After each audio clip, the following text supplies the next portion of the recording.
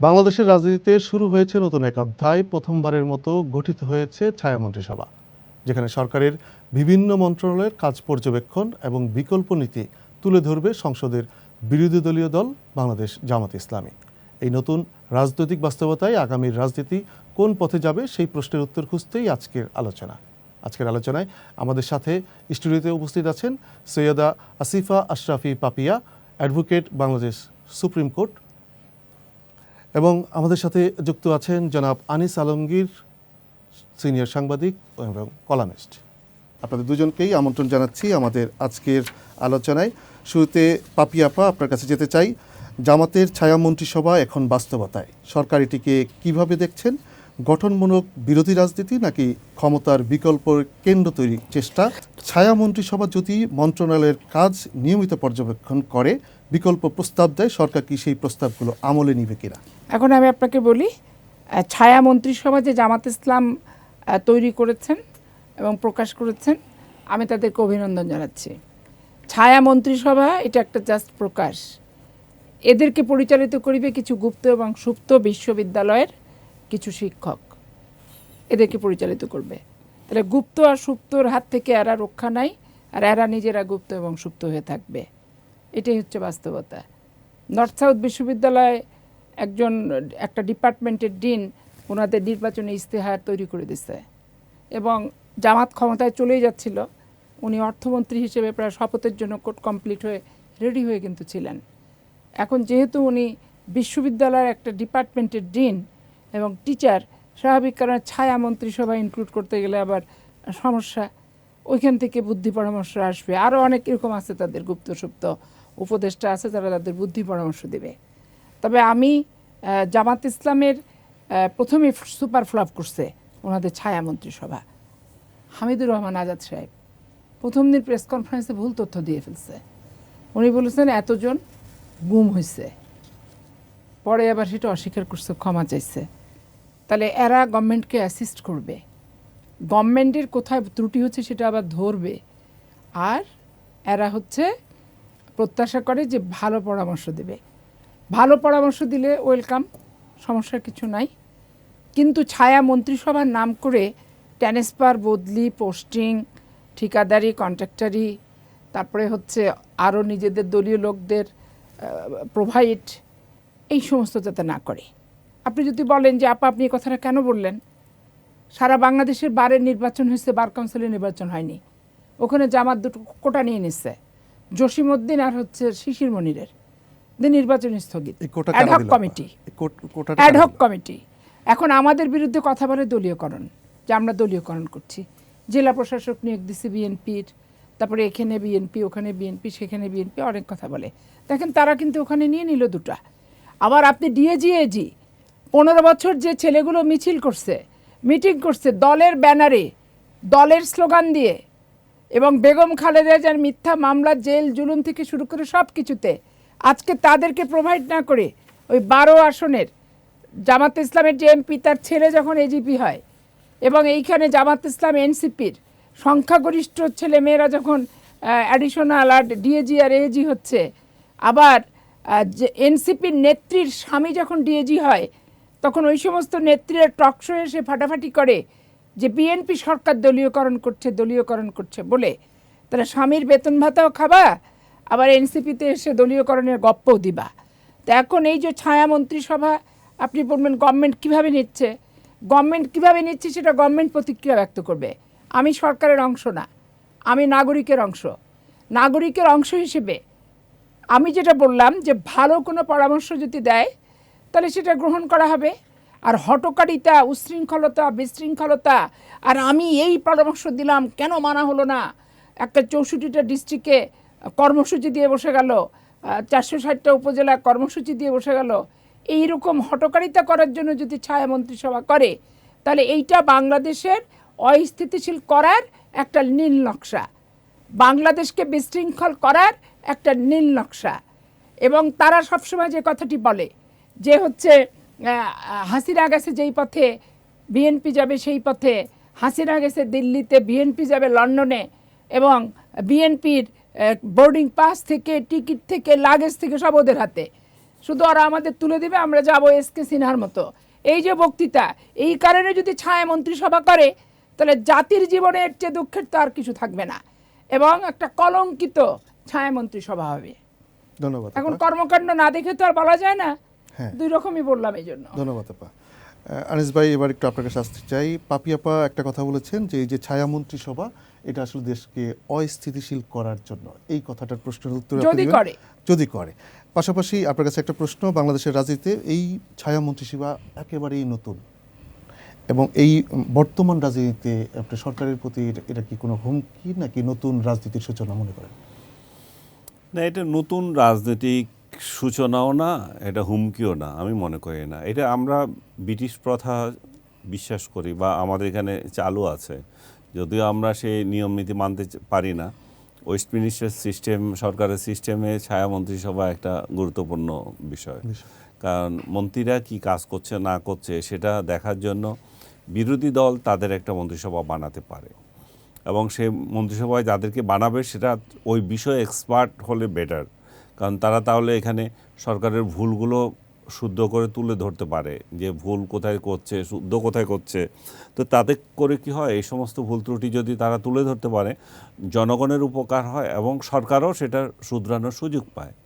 কিন্তু ছায়া মন্ত্রিসভায় কারা আছে সেই চেহারা দেখে যদি মনে হয় যে এরা তো এদের তুলনায় বেটার কিছু না, এবং এরা কম্পিট করতে পারবে কিনা আমার সন্দেহ হয়, তখন মানে মানুষের সন্দেহ হয়, তখন এটা করা না করা এটা কোনো ম্যাটার করে না। আমি তো ছায়া মন্ত্রিসভার দিকে তাকালাম, আমি সবার নাম উচ্চারণ করে কিছু বলতে চাই না, কারণ তাতে তারা হয়তো অনেকে মানে মাইন্ড করতে পারেন যে আমরা এত বড় গুরুত্বপূর্ণ ব্যক্তি, আমাদেরকে মন্ত্রী। ছায়া মন্ত্রিসভায় তো আমি জানি না ইয়ে থাকতে পারে কিনা, বিরোধী দলের এমপি ছাড়াও লোক থাকতে পারে কিনা। আছে তো, গোলাম পারোয়ার সাহেব। ও আছে, আমি সেটাই বলতেছি, থাকা উচিত, কারণ এখানেও তো টেকনোক্রেট কোটা আপনি ভাবতে পারেন, দিতে পারেন। তো সে মন্ত্রিসভায় যদি একটি মাত্র শিশির মনিরও আছে। শিশির মনির আছে, কি হিসাবে আছে? আছে আইন, হয়তো আইন বিচার সংসদীয় বিষয়। আমি দেখি না, আমি শিশির মনিরের কথা বলতেছি। শিশির মনিরও আছে এবং গোলাম পারোয়ার সাহেবের আছে। মানে ওদের একটা মাত্র ব্যক্তি মন্ত্রী হওয়ার মতো যদি সরকার গঠন করে, সেটা হচ্ছে শিশির মনির। সে আইনটা বুঝে এবং পপুলার আইনজীবী, যেটাই হোক তার রাজনীতি, এটা দীর্ঘদিনের চর্চায় তার উন্নতি হয়েছে। তাকে আমি মন্ত্রিসভায় মানে মন্ত্রী হিসেবে ট্রিট করতে রাজি আছি, কিন্তু বাকি যেগুলো আছে এগুলো যে বিষয় বিশেষজ্ঞ তা না, এটা দেওয়ার জন্য দিয়েছে। ওনারা আপা খুব ভালো করে বলেছেন যে ওই লোকগুলো যদি ভালো না করে তাহলে তো এটার কোনো মানে নেই, এবং রাষ্ট্রকে তারা অস্থিতিশীল করার ইয়ে থাকতে পারে। কিন্তু এখানে আপা আরেকটা যে কথা বলেছে, ওরা তো আসলে সামনে থাকবে না, থাকবে গুপ্তরা। বিভিন্ন ইউনিভার্সিটিতে যে সমস্ত গুপ্তরা ওদের কাজ করছে, সেই গুপ্তরা কাজ করবে। সো গুপ্তরা যদি আসলে সুপ্ত হয়, মানে ওপেন হয়, তাহলে বেটার। গুপ্তরা ওপেন হবে না, গুপ্তরা এভাবেই থাকবে। সেই গুপ্তরা এভাবে যদি কাজও করে, অবশ্য যদি জাতির কল্যাণে হয়, ঠিক আছে, গুপ্ত থেকেও করুক, কোনো সমস্যা নাই। আমি একটু যোগ করি আপনাদের সাথে, যেটা বললেন যে এই যে ছায়া মন্ত্রিসভা পূর্বে কখনো হয়নি, প্রথমবার বিএনপি 4 বার সরকার পরিচালনা করেছেন এই গান নিয়ে, কিন্তু জামাত কখনো কিন্তু সরকার পরিচালনা করার অভিজ্ঞতা নেই। তাদেরকে নিয়ে কি এখনই মানে এরকম জাজমেন্ট করাটা যাবে যে একটা সময় পর্যন্ত না যাওয়ার আগে, যে তারা না তাদের যে অবস্থায় আছে সেটাও দেখেন। এইখানে তো সংসদে তো বিরোধী দল নাই, বিরোধী দল শূন্য একটা সংসদ। এখানে বিরোধী দল যেটা আছে এটা তো ডামি, তাই না? জামাত ইসলাম তো এখানে ডামি বিরোধী দল। এখানে রিয়েল বিরোধী দল যদি হয় বাংলাদেশে, হয় আওয়ামী লীগ বা বিএনপি হবে। সো আওয়ামী লীগ যেহেতু নির্বাচন করতে পারে নাই, সেই সুযোগে তারা বিরোধী দল হিসেবে এসেছে। তো তাদের তো একটা কিছু দেখাতে হয়। গত 6 মাস ধরে সংসদে আমরা যেটা দেখলাম, তারা সরকারি দল থেকেও মানে বৃহৎ আকারে ফেলিওর একটা বিরোধী দল। মানে সরকারি দলকে সমালোচনা করবে, এরা ব্যর্থ হয়েছে। এখানে বাংলাদেশে উল্টা হয়েছে, বিরোধী দল কমপ্লিটলি ব্যর্থ। সংসদে এক সালাউদ্দিন আহমেদকে মোকাবেলা করার কারো শক্তি নাই এদের। একজনের ছিল, আমি বললাম যে যদি শিশির মনির যদি যাইতো সংসদে। শিশির মনিরেরও নাই, আমি একটু বলি ভাই, কারণ আচ্ছা, শিশির মনির আইনের ভুল ব্যাখ্যাও দেয়, আচ্ছা, অপব্যাখ্যা দেয়, এবং জামাত ইসলাম যেমন হাদিস কোরআনের অপব্যাখ্যা দেয়, অনেক ক্ষেত্রেই উনি আইনেরও নিজের দলীয় ব্যাখ্যা দেয়। ও হাদিস কোরআনেরও তো উল্টাপাল্টা ব্যাখ্যা ওই দিয়েছিল টাইপেরই ইলেকশনের সময়। আইনের ব্যাখ্যা সে দেয়। আচ্ছা যাই হোক, তো তাহলে আফা বলছে তার সহকর্মী হিসাবে উনি বলতেছেন, তাহলে সেটাও যদি না থাকে তাহলে জামাতের আসলে নাই। ও যে কথাটা আমি বলতে ভুলে মানে গেছি, সালাউদ্দিনকে অতিক্রম করা ওদের শিশির কারো মনিরের পক্ষে শিশু সম্ভব মনির না। ওইটা না বলছি না আমি, যে এক সালাউদ্দিনকে কাউন্টার করার ওদের কেউই নাই। না। কথা বলার মতো একজনই আছে শিশির মনির, সেও নাই সংসদে। আর আমি আরেকটা জিনিস যেটা মানে ইয়ে করছে, ছায়া মন্ত্রিসভা তো আপনারা জোটে যখন সঙ্গী হয়েছেন সেখানে আপনি বিরোধী দলীয় চিফ হুইপ বানিয়েছেন এনসিপির একজনকে, ছায়া মন্ত্রিসভায় ইয়ে কোথায়? কেউ নাই। তাদের কেউ নাই। এই আন্ডা বাচ্চাদেরকে কি আপনারা রাজনীতিবিদ হিসেবে কল্পনাই করেন না, মানে চিন্তাই করেন না? দেওয়াই হয়নি। হ্যাঁ, তাদের কোনো মন্ত্রণালয় দেওয়া হয়নি। তাদেরকে দেওয়া হয়নি। তাদেরকে সিট আছে, তাদের 6টা আসন আছে তাদের। 6টা না, আর মেয়েদের নিয়ে আরো বোধহয় বেশি আছে, 8টা হতে পারে। নির্বাচিত 6টা। হ্যাঁ, তো তাহলে তাদেরকে কি কোনো মানে গণায় ধরে না এরা? তাহলে এরা কি শুধুমাত্র তাদের লাঠিয়াল হিসেবে রাজপথে থাকবে, যে যেখানে মব করার দরকার হবে, এই এনসিপি যাও মব করে আসো, স্বৈরাচারের দোষর মন্তব্য, স্বৈরাচারী দোসর বানাও, মঞ্চ করো, এবং যারে তারে স্বৈরাচারের দোসর ট্যাগ দাও, যেগুলো এনসিপির বিরোধিতা করে, জামাতের বিরোধিতা করে, এদেরকে শোয়াই দাও, এতে বট বাহিনী দিয়ে আর নিজস্ব বাহিনী দিয়ে এবং এনসিপি লাগিয়ে, মানে কিছু হইলে এনসিপি লেলিয়ে দাও। তাহলে কি এনসিপিকে কি সেই কাজেই শুধু রেখেছে? তো এখানে যদি তারা ছায়া মন্ত্রিসভা মিন করে তাহলে তো এনসিপিকে এখানে ইনক্লুড করা উচিত ছিল তাদের। আচ্ছা, ধন্যবাদ আনিস ভাই। পাপি আপা, আপনার কাছে আনিস ভাইয়ের একটা মন্তব্য নিয়ে একটু জানতে চাই। আনিস ভাই বললেন যে সংসদে একটা ডামি বিরোধী দল, এটা কি আপনি কীভাবে বলবেন? ডামি বিরোধী দল কিন্তু ইতিমধ্যেই এই 6 মাসে কয়েকবার ওয়াক আউট করেছেন সংসদ থেকে। শুনেন, ডামি বিরোধী দল যেই সেন্সে ভাই বলেছেন যে বিরোধী দল পার্লামেন্ট সম্পর্কে কিছু কালচার, কিছু রীতিনীতি আছে যেগুলো জেনে বুঝে সংসদ সদস্য হিসেবে সংসদ ভবনে যেতে হয়। আমি আমার লাইফে কোনোদিন শুনিনি, দেখিনি যে প্লাকার্ড নিয়ে কেউ সংসদ ভবনের অধিবেশন কক্ষে প্রবেশ করে। তারা কিন্তু প্লাকার্ড নিয়ে অধিবেশন কক্ষে প্রবেশ করছে, এবং দলীয় স্লোগান দিয়ে কেউ বের হয় ওয়াকআউট করার সময়, এটা সংসদীয় রেওয়াজের মধ্যে নাই। আমরা বিষয়বস্তু নিয়ে চিৎকার চেঁচামেচি হো হা করে আমরা বেরোয় যাব, মানি না, বলছে মানবা না কেন মানো, এইভাবে বেরোতে হয়। কিন্তু তারা স্লোগান দিয়ে তারা বেরিয়েছে, প্ল্যাকার্ড নিয়ে বেরিয়েছে, প্ল্যাকার্ড এবং স্লোগান দিয়ে বেরিয়েছে, যেটা কালচারের ভিতরে না। তাহলে এইটা একটা অনভিজ্ঞতা। দ্বিতীয় গেল। আচ্ছা, তৃতীয় যে বিষয়টা, তারা যে কোনো সময় ধরেন যে কোনো বিষয় নিয়ে বলছে যে 2 মিনিটের ভিতরে সরকারকে পতন ঘটাই দেব। তাহলে আপনি বাংলাদেশের জনগণের কথা যদি বলেন, তাহলে 5 বছরের জন্য জনগণ ক্ষমতায় বসিয়েছে বিএনপিকে। তাহলে ম্যান্ডেট তো জামাতের কাছ থেকে নেয়নি, জনগণের কাছ থেকে ম্যান্ডেট দিচ্ছে। তো ম্যান্ডেট যদি জনগণ দিয়ে থাকে, তাহলে হুইজ এনসিপি আর হুইজ জামাত বিএনপিকে ক্ষমতাচ্যুত করার? তাহলে এখানে দেখেন রাজনৈতিক প্রজ্ঞারও কিন্তু মানে দলীয়করণ, রাজনৈতিক প্রজ্ঞাটাও একটা তাদের দলীয় দৃষ্টিভঙ্গির দ্বারা প্রভাবিত, উদার গণতান্ত্রিক মানসিকতার দ্বারা প্রভাবিত না। সব সময় জনগণের কাছে জনগণের দোষ দিচ্ছে, জনগণের দোহাই দিচ্ছে, জনগণ বিএনপিকে চাচ্ছে না। জনগণ যে ওনাদেরকে চাচ্ছে, ওনাদের সাথে যে ঐক্যমত স্থাপন করছে, কোন ব্যারোমিটার দিয়ে ওরা মাপছে? এই জন্য বিরোধী দল হিসেবে মিনিমাম যে মেধা শক্তি। তারপর আরেকটা জিনিস আপনি দেখেন, ছায়া মন্ত্রিসভা কি কাজ করবে? স্থানীয় সরকার যে ব্রিজ তৈরি করে আর রোডস অ্যান্ড হাইওয়ে যে ব্রিজ তৈরি করে, একটা টোল আদায় হয়, একটা টোল আদায় হয় না। চাঁপাইনবাবগঞ্জে মহানন্দা সেতু টোল করে জীবন দিয়ে দিচ্ছে ওইখানকার সদরের যে জামাতের এমপি নুরুল ইসলাম বুলবুল। পার্লামেন্টে এমপির রুম কাদা, পার্লামেন্টে বক্তৃতায় কাদা। এখন সেখানে সড়ক পরিবহন মন্ত্রী রবিউল ইসলাম বক্তৃতা দিয়ে বলেছে যে আপনারা বুঝে না বুঝে জনগণের ভোট নেওয়ার সময় অনেক সময় এই যে মিথ্যা প্রলোভনটা আমরা দিয়ে দিই যে টোল মুক্ত করব, এই কারণে টোল মুক্ত হবে না।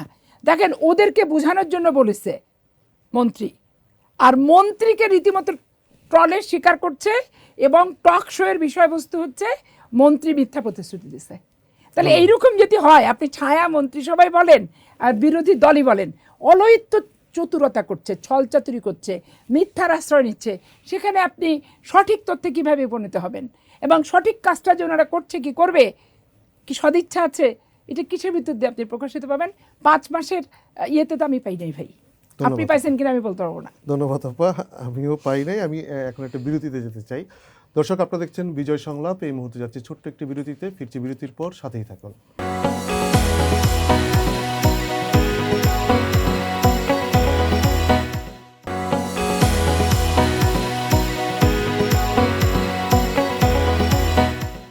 দর্শক, আরও একবার ফিরে এলাম বিজয় সংলাপে। আপনারা যে আলোচনা শুনছিলেন সেই আলোচনায় আবারও ফিরছি। এবার যাচ্ছি জনাব আনিয়াস আলমগীর আপনার কাছে। আমি আপনার কাছে একটু জানতে চাই ভিন্ন প্রসঙ্গে, যে আমরা গত আওয়ামী লীগের 15 বছরে শুনেছিলাম ভারত প্রীতি একটা রাজনীতি, এবং এই বর্তমান সময়ে শুনছি যে ভারত বিরোধী একটা রাজনীতির গল্প। স্বাধীন বাংলাদেশের জন্য ভিনদেশ প্রীতি রাজনীতি কিংবা বিরোধী রাজনীতি কতটা জরুরি মনে করেন আপনি? এরকম বলার অপেক্ষা আছে? কোনো জরুরি না। আমরা তো ভারতের মানে আটকে পড়া ভারতীয়দেরও চাই না, আটকে পড়া পাকিস্তানিদেরও চাই না। আমরা বাংলাদেশি রাজনীতি চাই। বাংলাদেশের রাজনীতি কীভাবে হবে, বাংলাদেশের উন্নতি কী হবে সেটা হচ্ছে। কিন্তু জামাতে ইসলাম সহ একটা শ্রেণী এখনও পাকিস্তান ভুলতে পারে না। এখনও ওরা বলে পাকিস্তানের সাথে থাকলে ভালো হতো। এখনও তাদের বুদ্ধিজীবীরা বলে যে বাংলাদেশে আইএসআইয়ের অফিস থাকলে ভালো হতো, এবং আমাদের উচিত পাকিস্তানে ইন্ডিয়াতে একটা বোম মেরে আসা। এই সমস্ত উদ্ভট বুদ্ধিজীবীরা যখন জামাতে আশ্রয় নেয় এবং জামাতের পক্ষে, এবং এগুলো আবার হয় জাতীয়তাবাদী সাইজা বিএনপির ঘাড়েও ওঠে এই সমস্ত কুবুদ্ধি দেওয়ার জন্য। তো তারা এবং পাকিস্তানের সাথে আমাদের দহরমে মহরমে তারা একেবারে গদগদ হয়ে যায়, পারলে আপনার তুলে দেয়, সীমান্ত তুলে দেয়। তো আবার একই শ্রেণী শেখ হাসিনার আমলে আমরা দেখছি ভারতের প্রীতিতে এত অন্ধ ছিল, ভারত ছাড়া কিছুই নাই। ভারত আমাদের এখানে কারো বদলি পর্যন্ত নিয়ন্ত্রণ করত, কে কোথায় বদলি হবে সেটাও পর্যন্ত নিয়ন্ত্রণ করতে পেরেছে। তো স্বাধীন একটা দেশ কেন অন্য দেশের তাবেদারি এখানে সহ্য করবে? আমাদের যেটা হওয়া উচিত, আমরা কারোর তাবেদারি করব না। এখানে বাংলাদেশের নেতৃত্বে চলবে, বাংলাদেশই করবো। আমাদের দুই দেশের সাথে সুসম্পর্ক থাকবে। এই যে তাবেদারি এড়ানোর জন্য আমাদের কী করা উচিত আসলে? এটার জন্য সুসম্পর্ক রাখা উচিত। যেটা ভারতের সঙ্গে আমাদের 15 বছরে শেখ হাসিনার আমলে ছিল, ঠিকই ছিল, এই সুসম্পর্ক ঠিক ছিল। কিন্তু যেটা দরকার ছিল না সেটা হচ্ছে তাবেদারি।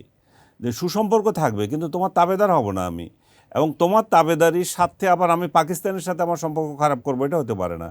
সেটা ছিল যখন আওয়ামী লীগ ক্ষমতায় ছিল, তখন পাকিস্তানের সাথে সম্পর্কের ব্যাপারে ওদের মাথা ব্যথা ছিল, ভারত সেটা নিয়ন্ত্রণ করত। ঠিক হুবহু একই কাণ্ড করছে এখন ভারতের সাথে আমাদের বর্তমান সরকারের যে সম্পর্ক, সেটা উন্নয়ন হোক, সেটা পাকিস্তান চায় না। পাকিস্তান তার এই বাংলাদেশের যে সমস্ত রাজাকার বন্ধু আছে, রাজাকার স্কলার আছে, তাদেরকে দিয়ে বাংলাদেশে একটা জেহাদি মেন্টালিটি তৈরি করছে বাংলাদেশিদের মধ্যে, যে ভারতের বিরুদ্ধে দাঁড়িয়ে যাও, ভারত বিরোধিতা নিয়ে আসো, এখানে ভারত বিরোধিতার রাজনীতি চাঙ্গা করো, এখানে ভারতের সাথে পারলে একটা যুদ্ধ লাগিয়ে দাও, তারপর আমরা একটা জোট করব, এই জোটের তোমরা সহযোগী হও, আমরা তোমাদেরকে সহযোগিতা করব। এই যে মক্কা জোটের কথা বলতেছি, এবং তোমরা আমাদেরকে যখন ভারত আক্রমণ করবে, তোমরা আবার ঠেকা পড়ছে আমাদের, তখন আমরা ওখানে যাব। কারণ এই জোটের সত্য হচ্ছে এক দেশ যদি আক্রান্ত হয়, এটা নিজের দেশ আক্রান্ত হিসাবে চিন্তা করবে। সো আলটিমেটলি যেটা হচ্ছে যে আমাদের একটা পররাষ্ট্র নীতি আছে, সেটা সবার সঙ্গে বন্ধুত্ব, কারোর সাথে শত্রুতা নয়, এবং সেই নীতিটা মেনেই আমাদের চলা উচিত। সেই নীতিটা হচ্ছে যে পাকিস্তানের সাথে আমাদের যে মধুর সম্পর্ক থাকবে, ভারতের সাথে থাকবে, নেপালের সঙ্গে থাকবে, ভুটানের সঙ্গে থাকবে, আমেরিকার সঙ্গে থাকবে। আমরা সবার সাথে, প্রতিবেশীদের সাথে তো অবশ্যই সৎ সম্পর্ক রাখবো, এবং মানে সবচেয়ে ভালো সম্পর্ক রাখবো, এবং আমরা সেই সম্পর্কই চাই। জনগণের স্বার্থেই হওয়া উচিত অবশ্যই। সেটা সরকারে যে থাকবে তার সাথে প্রীতি, বিশেষ করে এই মুহূর্তে যেটা শুরু হয়েছে, সব কিছু পাকিস্তান নিয়ন্ত্রণ করা, পাকিস্তানি কালচার থেকে শুরু করে সব কিছু পাকিস্তানি ভাব ধরা, এগুলো দরকার নাই। এবং আমাদের পররাষ্ট্রনীতি কী হবে সেটা আমাদের স্বাধীন থাকবে।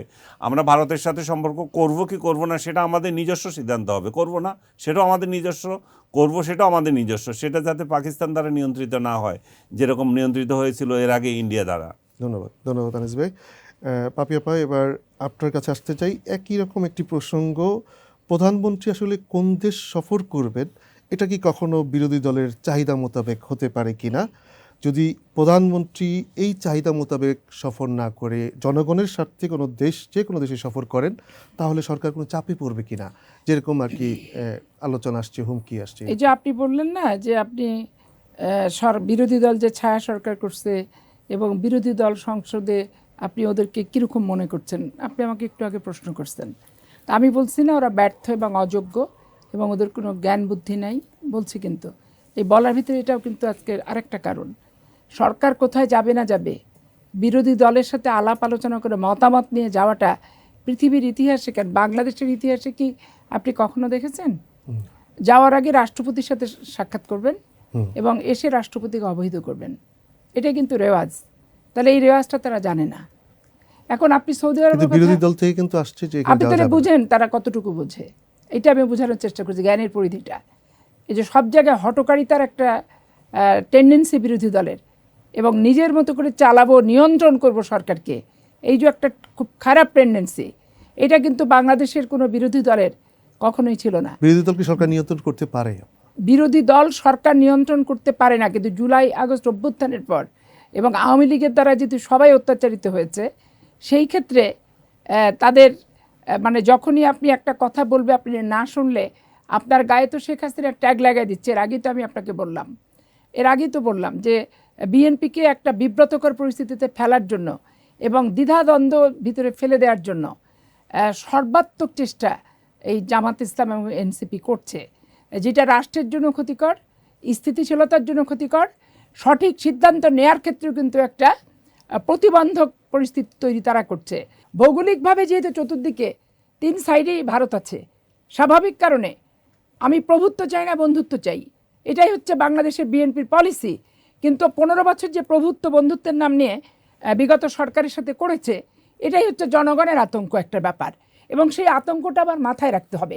কিন্তু এনসিপি এবং জামাত ইসলাম এমনই একটা ব্যাপার তৈরি করছে যে ভারতে গেলে শেখ হাসিনার দালাল হয়ে যেতে হবে। ভারত মানেই দালাল। এটা কি এটা সরকার চাপ হিসেবে নিচ্ছে? এইটা সরকার চাপ হিসেবে নিচ্ছে কি নিচ্ছে না, সেটা পরবর্তী পর্যায়ে বোঝা যাবে যে 1 বছরের ভিতরে ভারত সফর হয় কিনা, সেটা নিয়ে তখন আমি মন্তব্য করতে পারবো। তার আগে মন্তব্য করবো না। কিন্তু কোনো কাজের আগেই এই যে একটা বাধা দেওয়া, এটা তো মানুষের জীবনের প্রথম সকালবেলা ঘুম থেকে উঠে তার সাইড করে একটা কাজে বিসমিল্লাহ বলে বের হওয়া, এ তো গলদ ধরাই দিচ্ছে রে ভাই এই জামাত ইসলামের এনসিপি। পরচর্চা, পরনিন্দার বাধা ঠিক সতীনের মতো কাজ করছে। হ্যাঁ, তো এই সতীনত্ব, এই যে সতীনের কাজ, এগুলো থেকে কিভাবে আপনি, সেটাই হচ্ছে প্রধানমন্ত্রী যদি ভারত সফরে করেন তিনি দেশের স্বার্থেই করবেন। দেশের স্বার্থের বাইরে আর কি আছে ভাই? আমার ডিজেলের পাইপলাইন আছে ওদের সাথে, এখন টাকা পরিশোধ না করলে যদি ডিজেল আমাকে না দেয় তো ভোগান্তি ভুগবে কে? জনগণ। বিতর্কে কে পড়বো? আমি। কিন্তু আমি কি ডিজেলের লাইন করছিলাম? তো রেন্টাল বিদ্যুতের যে উৎপাদন হয় নাই, অনেক জায়গায় উৎপাদন হয়েছে। তো আওয়ামী লীগের সময় তো ধরেন খানিক ঘাটতি ছিল, আবাসিক গুলোতে কোথাও কিন্তু গ্যাসের লাইন দেয় না, সিলিন্ডার। নতুন যে কারখানা ছিল সেই কারখানাগুলোতেও কোথাও কিন্তু গ্যাসের লাইন দেয় নাই। ঠিক আছে, এখন এইখানে একটা জিনিস বুঝতে হবে, একটা ব্যক্তি স্বৈরাচার হতে পারে, তার প্রতিষ্ঠান কখনো স্বৈরাচার হয় না। কিন্তু আমি যদি তার প্রতিষ্ঠানে তালাবদ্ধ করি তাহলে বেকারত্ব বাড়বে। বেকারত্ব মানে আইন শৃঙ্খলা পরিস্থিতি অবনতি হবে, চুরি ডাকাতি চিন্তায় মানুষ করবে, অভাব যখন থাকবে খুন খারাপি পরিবারের ভিতর করবে। এই জিনিসগুলো এনসিপি এবং জামাতকে রাষ্ট্রের নাগরিক হিসেবে বোঝার দায়িত্ব। এখন এনসিপি দল করার আগেই ইউনূস সরকারের প্রত্যাশা যে বাংলাদেশে তারা একটা দল করবে, এমপি হওয়ার আগেই বাংলাদেশে তারা নেতৃত্ব দেবে, এই মন্তব্যগুলো এবং 1.5 বছর মন্ত্রণালয়ে যে তদবির বাণিজ্য এবং হাজার হাজার কোটি টাকার মালিক, তারা রাজনীতি শুরুর আগেই যেটা পেয়ে গেছে, এদের পক্ষে সুস্থ রাজনীতি করা অসম্ভব ব্যাপার। একটু সংক্ষিপ্তভাবে আপনার কাছ থেকে একটু জানতে চাই, আমি বিরতিতে যাব। 71-এর সাথে 24-কে তুলনা করা কতটা সঠিক? এই ছোট্ট করে বিন্দুমাত্র সঠিক না। 71 আমার চেতনা, 71 আমার ভূখণ্ডের স্বাধীনতা, 71 আমার সার্বভৌমত্ব, 71 আমার 55,598 বর্গ মাইলের একটা ঠিকানা, 71 আমার সবুজের বুকে লাল পতাকা, 71 আমার সোনার বাংলা, আমি তোমায় ভালোবাসি। আর 24টা হচ্ছে কি, 24-এর মতো ঘটনা থাইল্যান্ডেও ঘটছে, ফিলিপাইনেও ঘটছে, শ্রীলঙ্কাতেও ঘটছে, পৃথিবীর অনেক রাষ্ট্রেও ঘটছে, নেপালে ঘটছে। এরকম 90-তে ঘটে না এখানে? না, 90-তে 80 থেকে 90 এরশাদকে নিয়েও ঘটছে। এরকম ঘটনা অনেক দেশেই অহরহ ঘটছে। অতএব কোনোদিনই অনুসমান তুলনা 71-এর সাথে হচ্ছে 24 আসবে না। 24 দেশীয় স্বৈরাচারকে মোকাবেলার একটা প্ল্যাটফর্ম, এবং এই প্ল্যাটফর্ম হচ্ছে সাধারণ মানুষ সহ সর্বস্তরের লোকের একটা ঐক্যবদ্ধ বহিঃপ্রকাশ। সেটাকে আমি স্যালুট করি যে স্বৈরাচার বিদায় হয়েছে, কি আর কেউ স্বৈরাচার হবে না। এখন স্বৈরাচার মানেই কি সরকার? স্বৈরাচার মানেই কি সরকারি দল?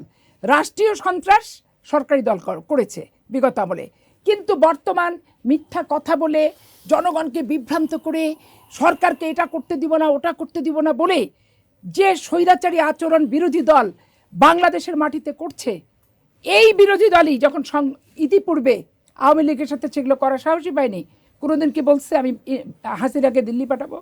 বলেন আপনি কোনোদিনও বলছে? তাদের এতগুলো ফাঁসি দিচ্ছে তারা বলে কোনো ভূমিকা রাখছে? কোনো ভূমিকা কিন্তু তারা রাখেনি। এবং তাদের দুটো এমপি পার্লামেন্টে ছিল, আজাদ সাহেব, হামিদুর রহমান আজাদ সাহেব এবং আরেকজন, একটা বক্তৃতা পর্যন্ত দেয়নি ভাই। এই যে হেফাজতের উপর আক্রমণ হোক, মরছে না মরছে সেটা তো পরিসংখ্যানে তথ্যের ভিত্তিতে আপনি আনতে পারবেন সাংবাদিক মানুষ, কিন্তু আক্রমণ হয়েছে এটা তো অস্বীকার করার না। সেই ব্যাপারে একটা নিন্দা পর্যন্ত জ্ঞাপন করেনি এই জামাত ইসলামের দুজনের এমপি। এখন ওরে বাপরে বাপ, কি বীর পুরুষ, কি বিশাল এদের বক্তব্য বিবৃতি, পাগল হয়ে যায়। গোলাম পেরোয়ার ধানের শেষ বলতে বলতে পাগল হয়ে যায়, এখন ধানের শেষের বিরোধিতা করতে করতে পাগল হয়ে যাচ্ছে। আবু তাহের সে বলে যে খুদে মুক্তিযোদ্ধা, বর্ডারের পাশে বাসা ভাত খাওয়াইছে নাকি, মানে মুক্তিযুদ্ধ আবার গায়ে লেবাসও টানতে চায়। একজন সংসদ সদস্য এমনভাবে মুক্তিযুদ্ধের পরিবারের বয়ান করতে গেল জামাত যে ইসলাম- বাপকে জীবিত অবস্থায় মৃত বানাই দিল। জামাত ইসলাম তো মুক্তিযুদ্ধের বিরোধী দল না, এখন তাদের তো মানে দলে তো মুক্তিযোদ্ধা আছে, দলে যে মুক্তিযোদ্ধা আছে সে মুক্তিযোদ্ধা, বীর বিক্রম আছে। সে মুক্তিযোদ্ধা, কিন্তু রাজনৈতিক জামাত ইসলাম কি মুক্তিযোদ্ধার দল, স্বাধীনতার সপক্ষের দল আপনি বলবেন? তারা তো বলছে এখন। তারা বললে হবে না, ইতিহাস কি বলে? অলি আহমেদ কি জামাত ইসলাম করে মুক্তিযুদ্ধ করছিল? আপনার ওই যে মেজর আখতার মেজর আক্তার সাহেব কি জামাত ইসলাম করা অবস্থায় মুক্তিযুদ্ধ করেছিল? সেটা বলেন। জামাত ইসলাম করা অবস্থায় তারা মুক্তিযুদ্ধ করেনি। তারা মুক্তিযুদ্ধ করেছে যখন, তখন তারা দুজনেই সামরিক বাহিনীর লোক তারা ছিলেন। এখন জামাত ইসলাম কেন করছে আপা তাহলে? তারা এখন জামাত ইসলাম করছে না। জামাত ওদের কাছ থেকে সুবিধা নিয়ে একটু ওই যুদ্ধের যে বিরোধিতা করছে এই দুর্গন্ধটাতে একটু সুবাস ছিটাতে চাচ্ছে। আর এরা দেখতেছে আমাদের কোনো প্ল্যাটফর্ম নাই, তো বিরোধী দল উঠে একটু প্ল্যাটফর্মে। আপনি চিন্তা করেন, আমাকে স্বৈরাচারের দোসর বলছে, হয়রাজ আক্তার কিন্তু লাস্ট যে নির্বাচন শেখ হাসিনার অধীনে হয়েছে সেটাতেও সে নৌকামার্কা প্রতীকটা আনুক, সেই ভোটে তো অংশগ্রহণ করছে স্বতন্ত্র প্রার্থী হিসাবে। আপা, আপনার এই আলোচনায় আবারও ফিরবো, কিন্তু এই মুহূর্তে যাব ছোট্ট একটা বিরতিতে। দর্শক, আপনারা দেখছিলেন বিজয় সংলাপ। আমাদের আজকের আলোচনার বিষয় ছিল কেমন হবে আগামীর রাজনীতি। এই আলোচনায় আবারও ফিরবো, কিন্তু এই মুহূর্তে যাচ্ছি ছোট্ট একটি বিজ্ঞাপন বিরতিতে। আশা করি সাথেই থাকবেন।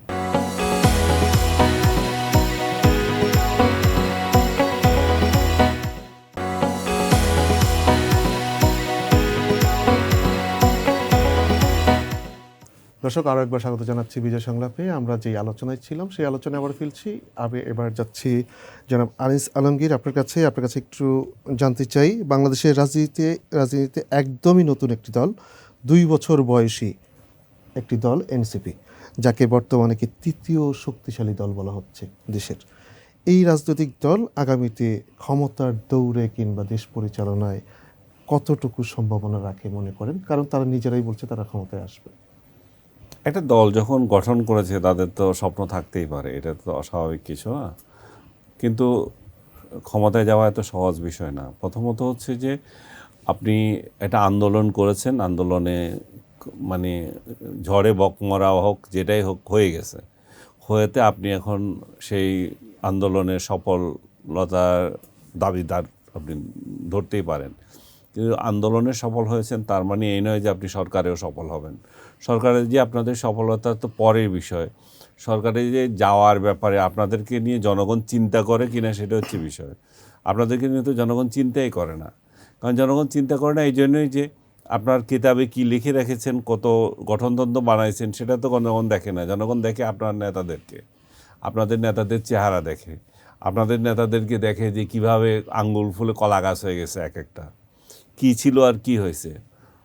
6 জন এমপি আছে তাদের। হ্যাঁ 6 জন এমপিও আছে তাদের। হ্যাঁ, তাদের আগের চেহারা আর এখনকার চেহারা কি হয়েছে, আগের ড্রেস আর এখনকার ড্রেস কি হয়েছে, আগের কথাবার্তা আর এখনকার কথাবার্তা কি হয়েছে, এবং তাদের ভাষাগত যে পরিবর্তন এসেছে। রাজনৈতিক দলের নেতা হিসাবে এমন কথা বলতে পারে কিনা। ইভেন আমাদের মতো এটা কি বলো, আমরা হচ্ছে যে প্রাইভেট পার্সন, আমাদেরকে পর্যন্ত আক্রমণ করে করে কথা বলে, লেলিয়ে দিয়েছে কতগুলো বাহিনী, এগুলোকে কথা বলে। তো এগুলো কি পাবলিক দেখে না? পাবলিক তো আপনাদেরকে বিচার করবে এগুলা দিয়ে, যে তোমরা তো ক্ষমতায় যাও নাই, ক্ষমতার 3 নম্বরও না, মানে এমন একটা অবস্থানে আছো জামাতের লাঠিয়াল হিসাবে। পুরো রাজনীতিটা তো ওরা জামাতের কাছে বিক্রি করে দিয়েছে। এখানে তো কিছু নাই, তাদের নিজস্ব চিন্তা চেতনা রাজনীতি কিছুই নেই। সারা দেশে যেইভাবে তরুণ সমাজের কাছে ওরা যেতে পারতো সেই মুখ তো ওদের নাই। ওরা তো তরুণদেরকে হতাশ করেছে, তরুণরা ওদেরকে দেখে হতাশ হয় যে এরাই আমাদের নেতৃত্ব দিয়েছিল, এদের কথায় নেচে আমরা রাস্তায় গিয়েছিলাম, তাহলে দেশটাকে ওরা কোথায় নিয়ে যাচ্ছে, এরা কি করতে পারে। তো এদের রাজনৈতিক যতদিন পরিবর্তন হবে না ততদিন পর্যন্ত, এদের ব্যক্তিগত চরিত্র যতদিন পরিবর্তন হবে না, তখন তৃতীয় শক্তি কেন, চতুর্থ পঞ্চম শক্তি না, এদের অস্তিত্ব নিয়ে প্রশ্ন আসবে। ধন্যবাদ আনিস ভাই। পাপি আপা, আপনার কাছে একটু জানতে চাই, বিদ্যুৎ সংকট, গ্যাস সংকট, এই যে একটা সংকট, সরকার একজন উপদেষ্টা বলেছেন অন্তত 2 বছর সময় লাগবে পরিস্থিতি স্বাভাবিক হতে। এই 2 বছর জনগণের যে চাহিদা সেটা কিভাবে সমাধান করবে সরকার আপনি মনে করেন? এটা খুবই ডিফিকাল্ট। এটা খুবই ডিফিকাল্ট, মানে আমি ওই 1/11 সময় যে অন্তর্বর্তীকালীন সরকারের একজন উপদেষ্টা অধ্যাপক তামিম সাহেব আজকে একটা দিচ্ছেন নিউজ 24 111-এর, ওখানে তিনি একটা দিচ্ছে, অধিকাংশ দেখবেন আপনার ডিজেলের লাইন কিন্তু ভারত থেকে আসা। এখন ভারত যদি মনে করে যে আমি লাইনে ডিজেল সাপ্লাই দিব না আমার টাকা রীতিমতো পরিশোধ না করলে, তাহলে এইখানে আপনি আন্তর্জাতিক পলিসিগতভাবেই সমস্যায় পড়ে যাচ্ছে। সরকার সমস্যায় পড়া মানে ওই লাইনটা তো আর আমি তৈরি করিনি, লেনদেনও কিন্তু আমি করিনি। সরকার সমস্যায় পড়া মানে জনগণের সমস্যায় পড়া, খেসারতে পড়া অটো সিস্টেমে। এই যে ডক্টর ইউনূস আন্তর্জাতিক মানসম্পন্ন একজন ব্যক্তি, কি বিশাল বিশাল তার বক্তৃতা, জাপান টাপানে সব পয়সা খুলে পয়সার টিকিট কেটে কেটে দেখতে যায়। অথচ বাংলাদেশে দেখেন ওনার প্রতি কিন্তু মানুষের প্রত্যাশা ছিল যে কর্মসংস্থান বৃদ্ধি করবে, কিছু রাষ্ট্রের কাছ থেকে অন্তত পক্ষে স্বল্প সুদে টাকা পয়সা আনবে, নিয়ে এসে বাংলাদেশের একটা মোটামুটি স্টেবল অর্থনীতি করে রেখে যাবে। কিন্তু দেখেন উনি আরও ভঙ্গুর অর্থনীতি করে রেখে গেল। কোনো দেশে কোনো কর্মসংস্থান কি করছে, করেননি।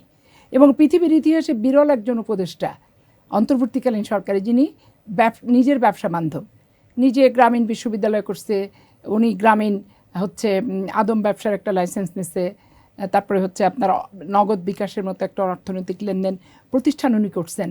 আপনি একবারে শাহাবুদ্দিন সাহেব বিচারপতি থেকে শুরু করে হাবিবুর রহমান সাহেব থেকে লতিফুর রহমান সাহেব থেকে কোনো অন্তর্বর্তীকালীন সরকার এরকম রাষ্ট্রের ক্ষমতায় এসে এই স্বল্প সময় ব্যবসা করেনি। কিন্তু একমাত্র ব্যতিক্রম ডক্টর ইউনূস, যিনি ব্যবসা করে গেছেন কিন্তু বাংলাদেশের কোনো ব্যবসার সুযোগ করতে পারেনি। আজকে ব্যক্তি বিনিয়োগ আপনি করতে গেলে তো আপনার ব্যক্তির প্রতি, যেমন বসুন্ধরা গ্রুপের কথা আপনি ধরেন, বসুন্ধরার মালিক শেখ হাসিনা ওয়াজেদের খুব কাছের ডাইনাত বাহাত হতে পারে, কিন্তু প্রতিষ্ঠানটাতে তো হাজার হাজার লোক কর্মসংস্থানের মধ্যে আছে। এখন আপনি বসুন্ধরা গ্রুপের মালিকের প্রতি প্রতিশোধ নেন, প্রতিষ্ঠানের উপর না। প্রতিষ্ঠানের চাকা বন্ধ করা মানে কি? বেকারত্ব বৃদ্ধি পাওয়া, সাথে সাথে কি মানুষ তখন সামাজিক অপরাধের ভিতরে জড়ায় যাবে, চুরি ডাকাতি ছিনতাই এই সমস্ত ব্যাপার হয়ে যাবে। তখন বলবে এটা গভর্নমেন্টের ফেলিওর। কিন্তু এই যে দুইটা শুধু স্বৈরাচারের দোষর ট্যাগ নিয়ে জামাত ইসলাম আর এনসিপি কিছু কাগজ কেটে লিখে রাখছে, স্বৈরাচারের দোষর আর স্বৈরাচারের ট্যাগ, যাকে খুশি তাকে ঠাপ্পাস ঠাপ্পাস করে লাগাবে। এখন এই যে ওনারটা আমি দেখলাম যে সালাউদ্দিন সাহেবের সাথে খাচ্ছে স্বৈরাচারের ট্যাগ, এখন ওনারা হোস্ট, সালাউদ্দিন সাহেব গেস্ট, তো হোস্টের ওখানে গেছে পাশে বসে খাইছে, এখন স্বৈরাচারের দোষর। হ্যাঁ, এই যে স্বৈরাচারের দোষর ট্যাগ, এখন আপনি রাষ্ট্র চালাতে গেলে এত প্রতিহিংসা পরায়ণ তো হলে হবে না। সরকার যেখানে প্রতিহিংসা পরায়ণ না, সরকার যেখানে বলছে প্রতিহিংসা পরায়ণ হওয়া যাবে না, সেখানে বিরোধী দলের প্রতিহিংসার আগুনে যদি বাংলাদেশ জ্বলে, জনগণ জ্বলে, তাহলে বাংলাদেশের জনগণ এই দুটো বিরোধী দলকে কি কোনোদিন ক্ষমা করবে? এরা কোনোদিন ক্ষমার কি উপযুক্ত? এরা কোনোদিনই ক্ষমার উপযুক্ত না।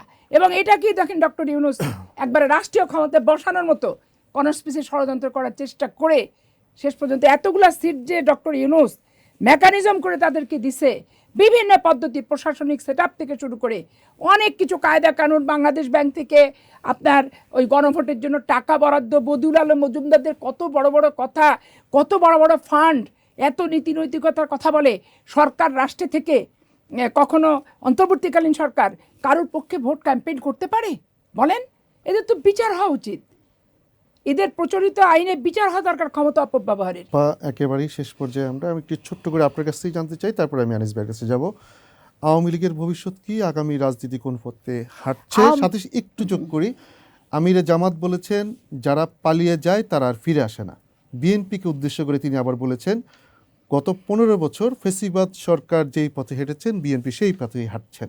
তিনি আরও একটি কথা বলেছেন, 24 জুলাই ছিল রিহার্সেল, ফাইনাল নয়, সামনে আছে বড় যুদ্ধ। আপনার মন্তব্য কি ছোট্ট করে? এখন আওয়ামী লীগের ভবিষ্যৎ আওয়ামী লীগের নির্ধারণ করবে। আমি যেহেতু আওয়ামী লীগ করি না, তার ভবিষ্যৎ মানে আমি করতেও পারি না, প্রথমত। আর দ্বিতীয় বিষয় হচ্ছে, জামাত ইসলাম যে মন্তব্যগুলো করেছে, এই মন্তব্য নিয়ে আমি এতক্ষণ টকশোয় প্রত্যেকটা আপনার প্রশ্নেই কিন্তু আমি তাদের উত্তর দিয়ে দিয়েছি জামাত ইসলাম সম্পর্কে। তো জামাত ইসলামকে আমি বলবো যে রাষ্ট্র, একটা স্বাধীন রাষ্ট্রের স্বাধীন নাগরিককে যারা রাষ্ট্র থেকে বিএনপিকে বিতাড়িত করতে চায় তারা রাষ্ট্রদ্রোহী, এবং পলায়ন যা গোলাম আজম সাহেবও করছে। যখন যুদ্ধ শেষ হয়েছে, গোলাম আজমকে কি বাংলাদেশে পাওয়া গেছে? পাওয়া যায় নাই। কোথায় পাওয়া গেছে? হয় পাকিস্তান, নয় লন্ডন। আমি একটু ছোট্ট করে জানতে চাই, তো পলায়নটা তো প্রথমে ওরাই শিখেছে যে পালাইতে হয়। আইনজীবী হিসেবে আপনার কাছে ছোট করে জানতে চাই, 24 জুলাই রিহার্সেল ছিল, ফাইনাল নয়, সামনে বড় যুদ্ধ। স্বাধীন দেশের যুদ্ধ কিভাবে হয় একটু ছোট্ট করে আমাদের। এরা তো 71-এর যুদ্ধ যেহেতু মানে না, ওরা মনে করে ওদের নেতৃত্বে যে সমস্ত সহিংসতা এবং যে কর্মকাণ্ডগুলো তারা ঘটায় সেটাই হচ্ছে সবসময় যুদ্ধ তারা। এবং তারা তো ঘরে ঘরে দুর্গ, শেখ মুজিবের ভাষায় এবং বাক্য ব্যয় করে ডাক দিয়ে দিয়েছে সিলেটের মিটিংয়ে যে ঘরে ঘরে দুর্গ তৈরি করতে হবে। শেখ মুজিবকে পছন্দ করে না, কিন্তু ওনার স্লোগান, ওনার বক্তৃতাটা ওনারা পছন্দ করে। এবং সিলেটের মাটিতে যে ওনার ওই শেখ মুজিবের দুটো শব্দ চয়ন, যে ঘরে ঘরে দুর্গ তৈরি করো, 7ই মার্চে সোহরাওয়ার্দী উদ্যানের যে ভাষণ, সেটাই কিন্তু রিপিট করছে ডাক্তার শফিক সাহেব। ধন্যবাদ আপা। আনিস ভাই, আপনার কাছে একই প্রশ্ন, একটু ছোট করে জানতে চাই, আওয়ামী লীগের ভবিষ্যৎ কি, আগামী রাজনীতি কোন পথে আগাচ্ছে? আর জামাতের আমিরের 3টি শব্দ আপনাকে আমি জানাতে চাই, যে তিনি প্রথমে যারা পালিয়ে গেছেন, আওয়ামী লীগকে উদ্দেশ্য করে বলেছেন যারা পালিয়ে গেছেন তারা আর ফিরে আসবে না। বিএনপিকে উদ্দেশ্য করে তিনি বলেছেন গত 15 বছর ফেসিবাদ সরকার যেই পথে হেঁটেছে বিএনপি সেই পথেই হাঁটবেন। তৃতীয়ত তিনি বলেছেন 24 জুলাই ছিল রিহার্সেল, ফাইনাল নয়, সামনে বড় যুদ্ধ। রাজনীতির মাঠে তো অনেক কথা বলে, এগুলো সব কিছু ধরার কোনো দরকার নাই। আর আপা যেটা বলেছে যে আওয়ামী লীগ রাজনীতিতে ফিরবে কি ফিরবে না, এটা আসলে আমরা তো বাইরে থেকে কোশ্চেনও করতে পারি না। এটা নির্ভর করছে তার রাজনৈতিক দলের নেতা কর্মীরা কিভাবে এটা তাদেরকে অবস্থান নির্ণয় করবে, তাদের নেতাকর্মী কে হবে, তারা কি রিফর্ম আওয়ামী লীগ হবে না বর্তমান আওয়ামী লীগ যেভাবে আছে সেভাবে থাকবে, এটা তাদের চিন্তা। আমাদের চিন্তা যদি বলেন তাহলে বলবো যে তাদের অতীত কর্মকাণ্ডের জন্য যদি অ্যাট্রোসিটি যেগুলো থাকে তার বিচার হতে হবে, তার জন্য অনুশোচনা থাকতে হবে, এবং একটা গণতান্ত্রিক পদ্ধতিতে ক্ষমতায় আসতে হবে। তারা ক্ষমতায় আসার জন্য সংগ্রাম করতে হবে। এখন তাদেরকে সেই সংগ্রামে রাজনীতিতে ফিরতে হবে, সেই সংগ্রামের সুযোগটা দিতে হবে, তাদেরকে রাজনীতির সুযোগটা দিতে হবে। আর এই যে কথাটা আপনি বললেন, আমি জামাতের রেফারেন্স দিয়ে যে যারা পালিয়ে যায় তাদের সুযোগ থাকে না, এটা তো তারা নিজেরাই প্রমাণ দিয়েছে। সে রেফারেন্স দিলেন, গোলাম আজম তো পালিয়ে গিয়েছিল, ও তো দেশে পালিয়েছিল জিয়াউর রহমানের অনুকম্পা নিয়ে, মায়ের চিকিৎসা, মায়ের অসুস্থ এটা বলে দেশে আসছে, তারপরে এখানে এসে থেকে গেছে, হ্যাঁ করছে, তারপরে ছেড়ে গেছে। এখন এইভাবে, এবং তারা 71-এর জন্য এখনো কোনো ক্ষমা চায় না। তো যারা 71-এর গণহত্যার জন্য কোনো ক্ষমা চায় না, তারা একটা রাজনৈতিক সংঘাতের জন্য, যেখানে ওই সংখ্যার থেকে অনেক কম মরেছে, যে কম মরক, একটা মরক আর 2টা মরক মরেছে, তো সেটাকে ইস্যু করতে চায়। তো নিজেদের অপরাধের জন্য আগে ক্ষমা চাইতে হবে, এবং নিজেরা রাজনীতি যদি করতে পারে, একটা স্বাধীনতা বিরোধী রাজনৈতিক দল হিসাবে যারা এই দেশের অস্তিত্বই স্বীকার করে না, তো সেক্ষেত্রে আওয়ামী লীগের জন্য তারা এইটা প্রযোজ্য হতে পারে না। তারা যদি তাদের নিজস্ব জামাতে ইসলামী এমন একটা রাজনৈতিক দল, এই নামে তারা হানাদার বাহিনীকে সহযোগিতা করেছে, এই নামে আবার বাংলাদেশের রাজনীতি করতেছে, তাদের তো নতুন নামে আসা উচিত ছিল। এই নামে পাকিস্তানি ক্যাম্পে যুবতীদের তুলে দিয়ে আসছে, মুক্তিযোদ্ধা যুবকদের তালিকা পাকিস্তানি ক্যাম্পে। তারা আবার আওয়ামী লীগকে নিষিদ্ধ করার কথা বলে। আওয়ামী লীগকে তো নিষিদ্ধ করার কথা তখন আসবে যখন তোমরা যদি এগুলো ইনস্টেন্স রাখতে পারতো, তোমরা যদি নতুন একটা নাম দিয়ে আসতে পারতো, তখন বলতে পারতো যে আওয়ামী লীগ এই সমস্ত অপকর্ম করছে, তারা এই নামে না আসুক, তাদের রাজনীতির অধিকার নাই, অন্য নামে আসতে হবে। তো সেটাও তো হয় নাই। তোমরা নিজেরা রাজনীতি করো, নিজেরা ক্ষমা চাও না, এই দেশের অস্তিত্ব যেখানে স্বীকার করতে না, সেখানে বাংলাদেশের স্বাধীনতা, বাংলাদেশের জন্মে যে দলটার ভূমিকা আছে, তো কোন পাগলে বিশ্বাস করবে যে তাদেরকে তোমরা দিনের পর দিন রাজনীতি থেকে শূন্য করে রাখতে পারবে, তারা ফিরে আসবে না? অনেক ধন্যবাদ। আনিস ভাই, অনেক অনেক ধন্যবাদ। পাপি আপা, আপনাদের দুজনকে অসংখ্য ধন্যবাদ আজকের অনুষ্ঠানে যুক্ত হওয়ার আপনাকে জন্য। অসংখ্য ধন্যবাদ আজকে প্রথমে আপনার টেলিভিশনের টক শো আসার ধন্যবাদ। জন্য। দর্শক, আজকের আলোচনায় উঠে এসেছে আগামীর রাজনীতির নানা দিক নিয়ে জবাবদিহিতা, সরকারের ছায়া মন্ত্রিসভার কী ভূমিকা, পরবর্তী রাজনৈতিক সমীকরণ, এসব নিয়ে ছিল আমাদের আজকের আলোচনা। আগামী পর্ব দেখার আমন্ত্রণ জানিয়ে আজকের বিজয় সংলাপ এখানেই শেষ করছি। সবাই ভালো থাকুন, সুস্থ থাকুন, বিজয় টিভির সাথেই থাকুন। আল্লাহ হাফেজ।